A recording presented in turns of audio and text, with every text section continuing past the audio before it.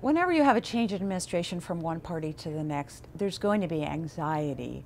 But with Trump, the anxiety has been really ratcheted up for many employees because in a way, Trump as an outsider wants to shake things up. So those employees feel a deep sense of uncertainty that is compounded, I think, because there are very few political appointees at these agencies. And so there's kind of a paralysis in that they're not sure really what they should be doing and what their marching orders should be.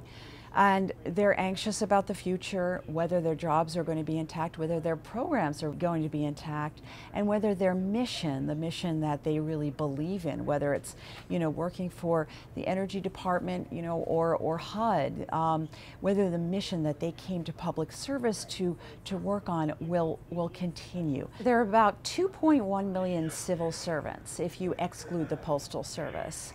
And 85% of those career employees work outside of Washington, which comes as a surprise to many people. It did to me.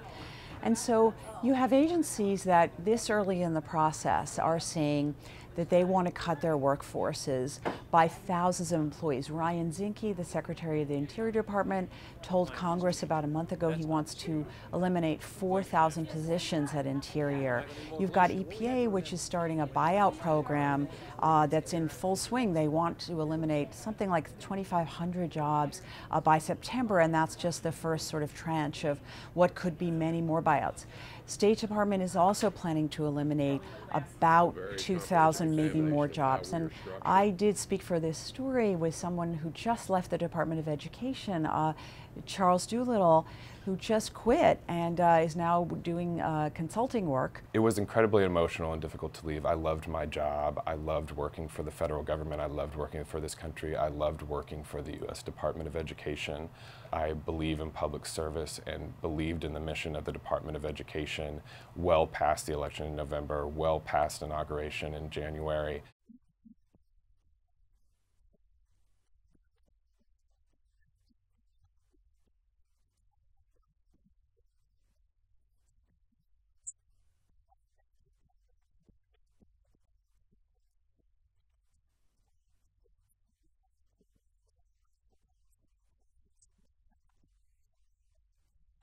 To see the Secretary of Education unable to definitively say that she would withhold federal funds from a school that discriminates against LGBT students and students that come from LGBT families, or that discriminates against African American students, I feel is completely unacceptable. The robotic repetition of a talking point. Of course, all schools that receive federal funds will have to comply with federal law, of course, but take a stand, be a leader, say absolutely not. We will not stand for any sort of discrimination against any marginalized population. It really made the decision easy for me because it became clear that this is not somewhere I can continue to work with a leader that's not willing to take a stand on what I consider such basic and fundamental civil rights and such basic and fundamental social justice. Now, the flip side is employees who work at agencies whose missions are very core to President Trump's agenda. At the Department of Veterans Affairs, which has 330,000 employees, it's the second largest federal agency. David Shulkin, the VA secretary, has gotten pretty high marks so far in his tenure.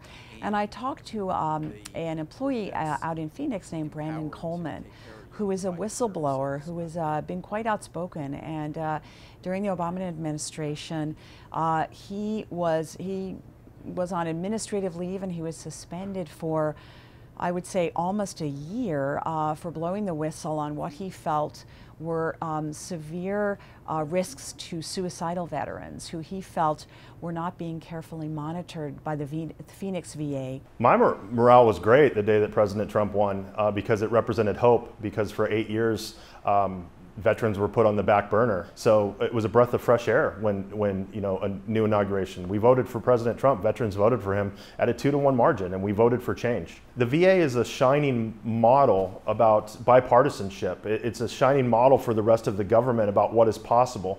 We have Republicans in charge of the House and Senate, but at the VA, they reached across the aisle to Democrats and got their input too. And it shows you that what is possible. No matter who you are, even if you're Donald Trump, you know, it is not so easy to change the way things are done in the federal government.